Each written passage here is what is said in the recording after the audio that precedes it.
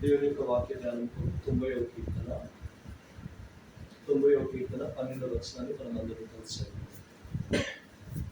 90వ కీర్తన 12వ వచనాన్ని మనం అందరం కలిసి మా దినములు లెక్కించుట మాకు నేర్పుము. చదువుతున్న వాక్య భాగం దేవుడు దీవించి దేవుడు మనతో మాట్లాడదు కాక. మరణం అనేది ఎవరు అంగీకరించని నిజం. మరణం అంటే ఎవరికి కూడా ఇష్టం ఉండదు. ఎవరు అంగీకరించకపోయినా ఒకటి ఖచ్చితంగా చోటు చేసుకునేది ఏంటి అంటే మరణం. ఈ రాసిన కీర్తనకారుడైన మోషే తాను ఎంతో ప్రావీణ్యం, తాను ఐగుప్తు దేశంలో ఎంతో విద్యను సంపాదించిన వాడు. అంత మాత్రమే కాదు, దేవుని యొక్క పిలుపును తాను పొంది దేవుని యొక్క పరిచయంలో బలముగా వాడబడిన వాడు, దేవుని యొక్క ప్రజలను వాగ్దానం దేశంలోకి నడిపించిన వాడు, దేవుని యొక్క ప్రజలకు ధర్మశాస్త్రము తాను ఇచ్చిన వాడు. ఎంతో జ్ఞానంలో ఇహలోక పరంగా మనం చూసినప్పుడు ఐగుప్తు దేశపు యొక్క విద్యను తాను అభ్యసించి ఎంతో జ్ఞానము పొందినవాడు. అంత మాత్రమే కాదు, దైవికంగా ఆత్మీయంగా కూడా చూసినప్పుడు దేవునితో సహవాసం ఉండి దేవుని నుండి ఎంతో గొప్ప జ్ఞానము పొందినవాడు. ఆత్మీయంగా భౌతికంగా ఎంతో జ్ఞానం కలిగిన వాడు.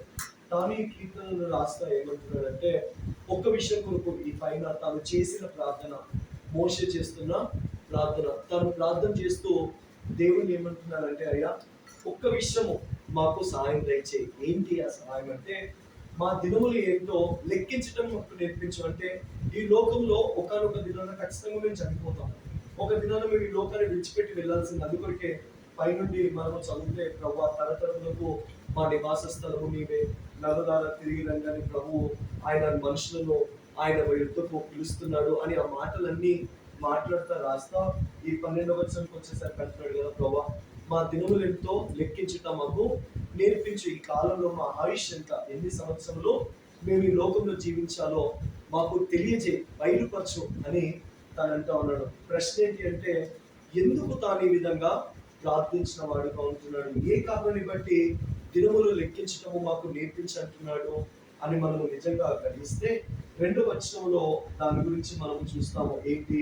3వ వచనంలో నీవు మనుషులను మట్టికి మార్చుచున్నావు, నరులారా తిరిగి రండని నీవు సెలవిచ్చుచున్నావు అనగా దేవుని యొద్దకు ఆయన రమ్మని ఆయన సెలవిస్తున్నాడు. కాబట్టి ఈ లోకంలో మనము ఎలాంటి జీవితాన్ని జీవిస్తున్నామో ఆ జీవన విధానమును లేదా మన ఆయుష్ లోకంలో ఎంతుందో ఆ అవగాహన కలిగి ఒక విశ్వాసి జీవించడం అనేది ఎంతో ప్రాముఖ్యము. నేటి దినాల్లో విశ్వాసుల జీవితము, రక్షించబడిన వారి యొక్క జీవితాన్ని మనం చూస్తే మనం ఏ విధంగా జీవిస్తూ ఉంటామంటే, అసలు నాకు మరణమే ఉండదు, నేను అసలు చావను అన్నట్టుగా ఇష్టానుసారమైన జీవితానికి అలవాటు పడిన వాళ్ళు. నిజంగా ఒక విశ్వాసి ఎప్పుడు భయం కలిగి తాను జీవించగలుగుతాడంటే, ఎప్పుడైతే తన ఆయుష్ను లేదా తాను బ్రతికిన దినములను గ్రహించగలుగుతాడో, తన బ్రతికిన దినముల యొక్క లెక్క తాను గుర్తిరగలుగుతాడో, భయము కలిగి తాను జీవించిన వాడిగా ఉన్నాడు. ఎందుకు మనము ఈ లోకంలో మన ఆయుష్, మన దినములను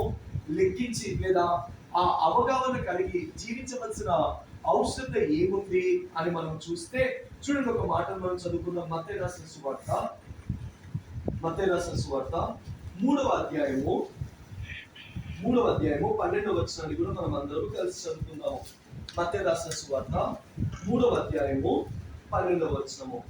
ఆయన చేతిలో ఉన్నది, ఆయన తన కళ్ళమును బాగా శుభ్రం చేసి గోధుమలను పొట్టులో పోసి ఆరని అగ్నితో పొట్టును కాల్చివేయనని వారితో చెప్పాను. మోషే చేసిన ప్రార్థన, ప్రభా మా యొక్క దినములు లెక్కించడం మాకు నేర్పించు. ఎందుకొరకు మన దినములను లెక్కించడము మనము నేర్చుకోవాలి అంటే, ఒక్క విషయాన్ని జ్ఞాపకం పెట్టుకోవాలి, రక్షించిన ప్రతి ఒక్కరు కూడా దేవుని యొక్క తీర్పును ఎదుర్కోవాల్సి ఉంటుంది. అదే మత్తయి రాసిన సువార్త 3:12 అంటున్నాడు కదా, ఆయన చేతిలో ఉన్నది. ఆయన ఒక ఆయన చేతులు పట్టుకొని ఉన్నాడంటే, ఆయన ఏం చేస్తా ఉంటున్నాడంటే, ఆయన చెత్తను, ఆయన గోధుమలను, పొట్టును వేరు చేసేవాడుగా ఉంటున్నాడు. మనము గోధుమల వల్లే ఉండాలి, పొట్టులాగా ఉండకూడదు. ఇప్పుడు ప్రశ్న ఏంటి అంటే, ఈ పొట్టును ఆయన ఏం చేస్తుంటున్నాడు? ఆరని అగ్నిలో ఆయన కాల్చి వేస్తున్నాడు.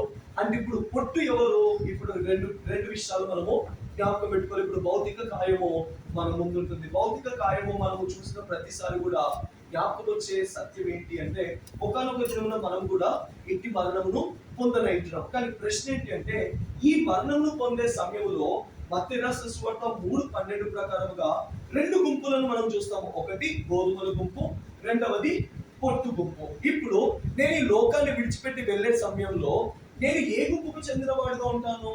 నేను గోధుమల గుంపుకు చెందిన వాడిగా ఉంటానా, లేదంటే పొట్టు గుంపుకు చెందిన వాడిగా ఉంటానా? ఒకవేళ పొట్టు గుంపుకు చెందిన వాడిగా ఉంటే ఇక్కడ రాయబడిన మాట ఏంటి? ఆయన అగ్ని చేత దాన్ని కాల్చి వేసే వాడిగా ఉంటాడు. చాలా సార్లు రక్షించబడిన తర్వాత ఒక భ్రమ ఏమంటుందంటే, రక్షించబడ్డాను, బాప్తిసం తీసుకుంటాను, పరలోకానికి వెళ్ళిపోతాను, నా ఇష్టానుసారంగా ఈ లోకంలో జీవించినా పర్వాలేదు అన్న ఒక తప్పుడు ఆలోచన ఉంటాం. కానీ ఇక్కడ క్లియర్ గా ఇక్కడ మనం చూస్తే ఇది ఎవరి గురించిన తీర్పు అనగా విశ్వాసులను గురించిన తీర్పు. ఆయన ఏమంటున్నాడు? గోధుమలను పొట్టును నేను వేరు చేస్తాను. ఇప్పుడు మరలా అర్థం చేసుకోవాల్సింది, ఎవరు ఈ పొట్టు లాంటి జీవితము మనలో ఉందా లేదా అన్న విషయాన్ని మనము పరీక్షించుకోవాలి. ఆ విషయాలను క్లుప్తంగా మనము ధ్యానిద్దాం. చూడండి, మొదటి కీర్తన మొదటి అధ్యాయము మనకు అందరికి ఎంతో పరిచయం ఉన్న వాక్య భాగమే. మొదటి కీర్తన మొదటి అధ్యాయము 4వ వచనము, దుష్టులు ఆలాగున ఉండక గాలికి చెదిరిపోవు పొట్టు వలె నుందురు. మత్తయి రాసిన సువార్త 3:12 ప్రకారంగా గోధుమలు పొట్టు, దేవుడు గోధుమలను పొట్టును వేరే చేసేవాడుగా ఉంటాడు. మన ఆయుష్, మన బ్రతికిన దినములను మనం లెక్కించినా నేర్చుకోవాలి. ఎందుకొరకు? ఏ గుంపుకు నేను చెందిన వాడును? గోధుమల గుంపుగా, పొట్టు గుంపుగా. ఇప్పుడు పొట్టు అంటే ఆ గుంపుకు చెందిన వారి యొక్క ప్రవర్తన, వారి యొక్క జీవన విధానము ఏ విధంగా ఉంటుంది? అదే మొదటి కీర్తనలో మనం చూసుకుంటాము. దుష్టులు ఆలాగున ఉండక గాలికి చెదిరిపోవు పొట్టు వలె ఉంటురు. ఎవరు ఈ దుష్టులు అంటే, మొదటి 2 వచనాల్లో చూస్తే ఈ మొదటి 2 వచనాల్ని 2 భాగాలుగా విభజించవచ్చు. మరలా ఏంటి అంటే, చెయ్యకూడని పనులు, చెయ్యవలసిన పనులు. ఈ దుష్టుడు ఏం చేస్తాడు అంటే, ఈ పొట్టు లాంటి జీవితం కలిగిన వారు ఏం చేస్తారంటే, చెయ్యకూడని పనులను చేసేవారు, చెయ్యవలసిన పనులను చేయనివారు. ఏంటి చెయ్యకూడని పనులు? 3 విషయాలు. మొదటి విషయము, దుష్టుల ఆలోచన చొప్పున నడువక అనగా ఆలోచన విధానము. రెండవది ఏంటి? పాపుల మార్గమున నిలవక, మనము నడుచు మార్గము. మూడవది, అపహాసుకులు కూర్చుండు చోట కూర్చుండక అనగా సహవాసము. 3 ఎంతో ప్రాముఖ్యం. విశ్వాస జీవితంలో ప్రాముఖ్యమైన 3 విషయాలు. ఒకటి ఆలోచన విధానము, రెండవది నడిచే విధానము, మూడవదిగా మన సహవాసము. దుష్టులు ఏ విధంగా ఉంటారో, పొట్టు లాంటి జీవితం వాళ్ళు ఏ విధంగా ఉంటారు ఇక్కడ రాయబడింది. దుష్టుల యొక్క ఆలోచన విధానముగా వారి యొక్క ఆలోచన విధానము ఉంటుంది. రెండవదిగా వారి మార్గం ఏ విధంగా ఉంటుంది? పాపులు ఏర్పరచుకున్న మార్గంలో వారు నడిచే వారుగా ఉంటుంది. మూడవది వారి సహవాసము, అపహాసకులతో వారి యొక్క సహవాసము. ఇప్పుడు దుష్టులు ఏ విధంగా ఆలోచిస్తారు, వాళ్ళ ఆలోచన విధానం ఏ విధంగా ఉంటుందంటే, మరలా మనము 10వ అధ్యాయము 10వ కీర్తన 2వ వచనం నుండి చదువుతాను, గమనించండి. దుష్టుల యొక్క ఆలోచన విధానము. 2వ వచనం, దుష్టుడు గర్వించి దీన్ని వాడిగా తరుముచున్నాడు. మొట్టమొదటిగా దుష్టుని యొక్క ఆలోచన విధానం ఏంటి? గర్వము. రెండవదిగా దుష్టుడు 3వ వచనంలో రాయబడింది, దుష్టుడు తమ మనోభిలాషను బట్టి అతిశయించుదురు, లోబులు యెహోవాను తిరస్కరించుదురు. 4వది, దుష్టులు పొగరెక్కి యెహోవాను విచారణ చేయకుందురు. ఈ అధ్యాయం అంతా కూడా 28వ అధ్యాయం మనం చూస్తే దుష్టుల యొక్క ప్రవర్తన విధానము అక్కడ కనబడుతూ ఉంటుంది. కాబట్టి ఈ భౌతిక కాయం ముందున్న మనము మన జీవితాన్ని ఒకటి పరీక్షించుకోవాలి. మోషే లాంటి ప్రార్థన ఏంటి? మోషే చేసిన ప్రార్థన, ప్రభా నా దినములను నాకు లెక్కించడం నేర్పించు. ఎందుకు నా దినములను లెక్కించడం నేర్పించు? నా ఆయుష్ ఎంత అల్పమైనదో, నా జీవితం ఎంత అల్పమైనదో నేను గ్రహించాలా. అందుకొరకు యాకోబు అంటాడు, మనిషిని యొక్క జీవితం ఎలాంటిదంట? నీటి బుగ్గ లాంటిది, ఆవిరి లాంటిది. అందుకొరకు గొప్ప గొప్ప భక్తులందరూ కూడా వారి యొక్క జీవన విధానం లేదా వారి జీవితము ఎంత అల్పమైందో వారి ఈ లోకంలో గ్రహించిన వారుగా ఉంటున్నారు. వారు ఎడతెగకుండా వారి జీవితమును పరీక్షించుకున్న వారుగా ఉంటున్నాడు. అందుకొరకే దేవుడు కూడా అంటున్నాడు కదా, మత్తయి రాసిన సువార్త 3:12లో, గోధుమలను పొట్టును ఆయన వేరు చేయవాడు. బహుశా మన జీవితాన్ని ఏ విధంగా పరీక్షించుకోవాలి? నేను ఆ పొట్టుకు చెందిన గుంపులో చెందినవాడనా? నా ఆలోచన విధానము ఏ విధంగా ఉంటుంది? దుష్టుని యొక్క ఆలోచన విధానంగా ఉంటుందా? అనగా దుష్టుడు ఏం చేస్తున్నాడు?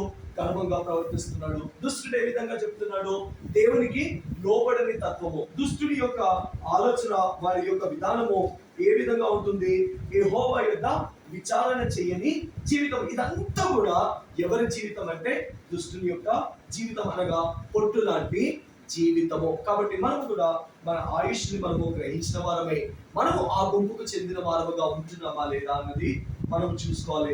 రెండవదిగా మనము మూడోది చూస్తే మన యొక్క సహవాసం. అపహాసకులు కూర్చుండు చోట కూర్చుండక. చూడండి, అపహాసకులు అంటే ఎవరో ఒక్క మాటలు మనం చదువుకుందాము. సామెతలు 21, సామెతలు 21:24. సామెతలు 21:24 రాయబడిన మాట, ఎవరు చూడండి, అహంకారమైన గర్విష్ఠునికి అపహాసకుడని పేరు. ఎవరు ఈ యొక్క అపహాసకుడు? అపహాసకుడు అంటే ఎవరంటే అహంకారముగా గర్వముగా ప్రవర్తించువాడే అపహాసకుడు. అలాంటి వారితో మన సహవాసము ఉండకూడదు. కాబట్టి దుష్టుడు ఏం చేస్తున్నాడు? చేయకూడని పనులు అనగా ఆలోచన విధానంలో తప్పిపోయేవారు, నడిచే విధానంలో తప్పిపోయేవారు, సహవాసంలో తప్పిపోయేవారు. కాబట్టి ఈ క్షణమున మన జీవితాన్ని మనం కూడా పరీక్షించుకోవాలి. ఒకనొక దినమున ఇట్టి మరణము నాకు కూడా వస్తే నేను ఏ గుంపుకు చెందిన వాడిగా ఉంటాను? గోధుమ గుంపుకు చెందిన వాడిగా ఉంటానా? పొట్టు గుంపుకు చెందిన వాడిగా ఉంటానా? ఒకవేళ పొట్టు గుంపుకు చెందిన వాడైతే ఈ స్వభావం ఉందా?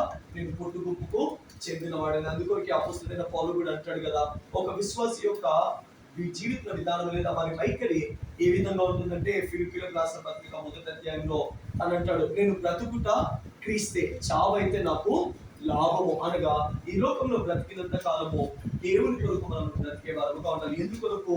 ఆయన తీర్పు తీర్చేవాడు. 2 రకముల తీర్పు, గోధుమలు, రెండవది పొట్టు. గోధుమలకు ఏ విధంగా ఆయన బహుమానాన్ని ఇచ్చేవాడుగా ఉంటాడు. నిజంగా మాటలన్నీ మనం చూసుకుంటే, దేవుని ప్రేమించే వారికి, ఆయన సంకల్పం చొప్పున పిలువబడిన వారికి ఆయన దాచిన మేలు ఎంతో గొప్పది. దేవుడు ఆయన ప్రజల కొరకు దాచినది కంటికి కనబడదు, చెవికి వినబడదు, హృదయమునకు గోచరణ కాదు. ఆయన ప్రజల కొరకు ఆయన ఎంతో ఉన్నతమైన బహుమానాలను ఆయన దాచించిన వాడుగా ఉన్నాడు. అందుకొరకే ఎలీషా కూడా తాను కర్మేలు పర్వతం పైన దేవుని యొక్క ప్రజలను చూసి ఒక మాట అంటాడు. ఏమంటాడంటే, ఈ దినాన ఎంతవరకు మీరు 2 తలంపుల మధ్యలో జీవిస్తారు. ఒకటి, దేవుణ్ణి సేవిస్తారా, లేదంటే అన్య దేవతలను సేవిస్తారా? కాబట్టి ఇదే ప్రశ్న మనం కూడా జీవితంలో అడగాలి. ఏంటి అంటే, మనము యేసుక్రీస్తు ప్రభువుని అంగీకరించి సంఘంలో చేర్చబడిన తర్వాత ఒక విశ్వాసిగా జీవిస్తామా, అనగా గోధుమలాగా జీవించడానికి మనం నిర్ణయించుకుంటున్నామా, లేదా పొట్టువలే జీవిస్తున్నామా? ఒకవేళ తంద జీవితం ఉందంటే, ప్రకటన గ్రంథము 3:21 ప్రకారముగా ఆయన నుడివెచ్చని వారిని నోటి నుండి ఉమ్మివేయ నిర్దేశించేవాడు. కాబట్టి భౌతిక కాయం, ఇందాక అభిజ్ఞతలు కూడా మాట్లాడుతూ ఉంటే అంటున్నాడు, మధ్యాహ్నం వరకు బాగానే ఉంది, తింటా ఒక్కసారి ప్రభు ఎందుకు చేరిందనా అని చెప్తున్నాడు. కరెక్ట్ గా ఇదే ఒక 2 నెలల క్రితం కూడా మా నాన్నగారు కూడా మహిళలోనికి పిలువబడ్డారు. అనేక మంది, ఇంకా థియోడ్రిల్ అంకుల్ గారు, ఎఫ్సిఎస్ పీటర్ అంకుల్ గారు, ఎంతో మంది పెద్ద పెద్ద దైవజనులు అందరూ కూడా లోకాన్ని విడిచిపెట్టి వెళ్తున్నారు. ఇన్ని మరణాన్ని మనం చూసినప్పుడు ఒక్క విషయాన్ని మనం గ్రహించే వారు కూడా, అలాంటి మరణము నాకు కూడా ఒకనొక దినాన వస్తుంది. మరణానికి చిన్న పెద్ద తేడా ఏమీ లేదు. 30 సంవత్సరాల వరకు చనిపోతున్నారు, 40 సంవత్సరాలు. నిన్న ఒక అతను మాట్లాడుతూ ఉంటాడు, ఆయన బ్యాంక్ లో పనిచేస్తా ఆయనకి 43 సంవత్సరాలేనంట. ఉన్నాడు, మాట్లాడుతున్నాడు, తింటా ఒక్కసారి అంతే కొలాప్స్ అయిపోయినాడు, అంతే చనిపోయినాడు. చావుకి చిన్న పెద్ద తేడా లేదు. ఒక దినాన ఖచ్చితంగా ఈ మరణం అనేది మనకు వస్తుంది. ఆ మరణం మనకు వచ్చినప్పుడు దేవుడు మనలను చేటలో వేసి ఆయన మనలను తీర్పు తీర్చినప్పుడు ఏ గుంపుకు చెందిన వారుగా మనం ఉంటామో? గోధుమల గుంపుకు చెందిన వారుగా ఉంటామా, పొట్టు గుంపుకు మనకు చెందిన వారుగా ఉంటాము? ఒకవేళ గోధుమల గుంపుకు చెందిన వారు అయితే దేవుడు దాచిన ఉన్నతమైన బహుమానములను మనం స్వతంత్రించుకునే వారుగా ఉంటాం. ఒకవేళ పొట్టు గుంపుకు చెందిన వారుగా ఉంటే ఆరని అగ్నిలో కాల్చివేయబడే వారుగా ఉంటాము. మరణము, రెండవది జీవము, శిక్ష, దేవుని యొక్క ఆశీర్వాదము మన ముందే ఉంటుంది. ఏది కావాలో మనము కోరుకోవాలి. అది ఏ విధంగా మాటల ద్వారా కోరుకుంటాం కాదు, కానీ జీవించే విధానం. క్రైస్తవుడు ఏ విధంగా జీవిస్తాడో అది వారి యొక్క నిత్యత్వమును నిర్ణయించేదిగా ఉంటుంది. కాబట్టి మనం నిత్యత్వము కొరకు పిలువబడిన వాళ్ళము. దేవుడు ఉన్నతమైన గొప్ప క్రయములు చెల్లించి ఆయన మనలను విలువ పెట్టి రక్షించిన వాడు. అంత గొప్ప క్రయములు చెల్లించి రక్షించిన మనము ఎలాంటి జీవితాన్ని లోకంలో జీవిస్తున్నాం అనేది ప్రాముఖ్యము. దేవుడికి ఉపయోగపడే వారముగా ఉంటున్నామా, లేదా దేవుడికి ఉపయోగపడని వారముగా ఉంటున్నాం? ఈ దినాలు ఏ విధంగా అయిపోతుందంటే, దేవునికి ఉపయోగపడకపోయినా సమస్య లేదు, కానీ దేవునికి నష్టాన్ని తెచ్చే వారంగా ఉంటాం. పేరుకి మాత్రం విశ్వాసంలో పిలుచుకుంటాం, కానీ దేవునికే నష్టాన్ని తెచ్చే వారంగా ఉంటాం. ఏ విధంగా మన జీవితం ఉందో మనం పరీక్షించుకోవాలి. దేవుడు ఎలాంటి ప్రేమ కలిగిన దేవుడు అంటే, అన్ని అవకాశాలను మన జీవితాన్ని సరి చేసుకొని దేవుడికి సమీపంగా రావడానికి దేవుడు మనకు అనుగ్రహించేవాడు కాబట్టి ఇది నా సాయంకాల సమయంలో కూడా ఈ మరణముల సందర్భంగా దేవుడు మన జీవితాన్ని సరి చేసుకోవడానికి అనుగ్రహించిన మరొక తరుణము. ఏ విధంగా నా జీవితం ఉంటుంది? గోధుమల గుంపుకు చెందినగా ఉంటుందా, లేదా పొట్టు గుంపుకు చెందిన వారిగా ఉంటుందా? మోషే లాంటి ప్రార్థన మనం కూడా చేయాలి. ప్రభావ, నా ఆయువు ఎంతో, నా బ్రతుకు దినములు ఎంతో లెక్కించడం నాకు నేర్పించు. ఎందుకంటే నా జీవితం ఎంతో అల్పమైనది, క్షణంలో కనబడి అంతలో మాయమైపోయేలాంటి జీవితము నా జీవితము. జీవించే ఒక్క క్షణమైనా, ఒక్క రోజైనా, ఒక్క గంట అయినా సరే నీ కొరకు జీవించేవాడిగా, నీకు ఉపయోగపడేవాడిగా ఉండేందుకు సహాయం దయచేయమన్నాడు. ఒకసారి నేను నా జీవితంలో మర్చిపోలేని మాట ఏంటంటే, వరంగల్ ఒకసారి పరిచయకి వెళ్ళినప్పుడు అక్కడ ఒక అన్న పరిచయం ముగించుకొని నన్ను బస్ స్టాండ్ లో డ్రాప్ చేస్తా ఉంటే అన్న నాతో మాట్లాడుతున్నాడు. ఈ మాట చెప్పి కూడా ఆల్మోస్ట్ 10 years అయింది. అన్న ఏమన్నాడంటే, నాన్న నువ్వు చాలా యవనస్తుడివి, దేవుని యొక్క పరిచయంలో వాడబడతా ఉన్నావు, నీకు ఒక్క మాట చెప్తాను, నీ జీవితం ఎప్పుడు మర్చిపోద్దు అన్నాడు. ఏంటన్నా చెప్పండి అంటే, అన్న అన్నాడు, నాన్న నువ్వు ఒక్క రోజు బ్రతికినా చాలు, దేవుని కొరకు రోషంగా బ్రతుకుతాను చాలు. ఒక్క పూట క్రైస్తవులుగా మనం బతికినా, ఒక్క పూట దేవుని కొరకు రోషంగా బతికినా చాలు అన్నాడు. ఆ మాట నిజంగా నన్ను ఎంత ప్రభావితం చేసింది అనిపించింది. అవును కదా, క్రైస్తవులు ఒక్క రోజు బ్రతికినా చాలు, మనం ఏ విధంగా బ్రతకాలా? దోషంగా బ్రతకాలా. కాబట్టి అందుకొరికే మన ఇలాంటి అల్పమైన ఈ ఆయువున్న మనము ఒక ప్రశ్న ఏంటంటే, నేను దేవునికి ఉపయోగపడేవాడిగా ఉంటున్నాను. అపోస్తలుడైన పౌలు వలె మనం కూడా బ్రతుకుట క్రీస్తే, చావైతే నాకు లాభం. దేవుని కొరకు బ్రతికే వారముగా ఉండాలి. ఎందుకంటే ఈ లోకం అనేది కాదు. ఒకనొక దినాన్ని ఈ లోకాన్ని విడిచిపెట్టి మనము పరలోకానికి వెళ్ళవలసిందే. నిత్యమైన జీవము అక్కడ ఉంటుంది. ఇక్కడ బ్రతికే కాలము 70 సంవత్సరాలు, అధిక ఆయుష్ ఉంటే 80 సంవత్సరాలు. ఆ 70 సంవత్సరాలు 80 సంవత్సరాలకే మన పిల్లల్ని మనం ఏం చేస్తూ ఉంటాము, ఎంతో జాగ్రత్తగా చదువుకోండి, ఐఏఎస్లు చదవాలి, కలెక్టర్లు కావాలి, ఇంజనీర్లు కావాలి, డాక్టర్లు. ఎందుకు? వారు చదువుకుంటే బ్రతికే 70 సంవత్సరాలు మంచి జీవితాన్ని జీవిస్తారు, ఈ లోకంలో ఉన్నంత కాలం సుఖంగా బ్రతుకుతారని తల్లిదండ్రులుగా మన యొక్క ప్రయత్నాలన్నీ మనం చేస్తుంటాం. అదేవిధంగా ఈ లోకంలో బ్రతికే 70 సంవత్సరాలకే ఇంత ప్రయత్నాలు చేస్తాం అంటే, నిత్య జీవము యుగాయుగాలు బ్రతికే ఆ లోకం కొరకు మనం ఇంకింతగా సిద్ధపడే వారముగా ఉండాలి. కాబట్టి మనము నిత్యత్వం కొరకు సిద్ధపడే వారముగా ఉండాలి. కాబట్టి ఒక దినానికి ప్రశ్న ఏంటంటే, ఒక దినాన నాకు కూడా ఇలాంటి మరణం వస్తే నా జీవితం ఏంటి? నేను గోధుమలకు చెందిన వాడిగా ఉంటానా, లేదంటే పొట్టుకు చెందిన గుంపులో నేను ఉంటానా? నా ఆలోచన విధానం ఏ విధంగా ఉంటుంది? నేను ఏ మార్గంలో నడుస్తున్నానో, నా సహవాసము ఎవరితో ఉంటుంది? దేవునితో నేను ఆనందించగలుగుతున్నానా? ఆయన ధర్మశాస్త్రము దివారాత్రులు ధ్యానించగలుగుతున్నానా? ప్రార్థనలో ఆయనతో సమయంలో గడపగలుగుతున్నానా? దేవుని కొరకు నేను ఉపయోగపడుతుంటున్నానా? నేను ఈ లోకాన్ని విడిచిపెట్టి పరలోకానికి వెళ్తే బహుమానములు పొందే గుంపులో ఉంటానా, లేదంటే శిక్షను పొందే గుంపులో ఉంటానా? ఒకటి సత్యము, ఈ మరణం ద్వారా ఒకానొక దినాన మనం కూడా అట్టి మరణాన్ని ఎదుర్కోవాలి. ఆ మరణాన్ని ఎదుర్కొన్నప్పుడు సంతోషంగా ప్రభు యొద్దకు వెళ్తామా, దుఃఖంతో వెళ్తామా? లాజరు చనిపోయాడు, ఈ లోకంలో బాధపడ్డా, తాను ప్రభు దగ్గరికి వెళ్ళినప్పుడు సంతోషంగా వెళ్ళాడు. అంటే నిత్య జీవంలోనికి ఆనందంగా ప్రవేశించాడు.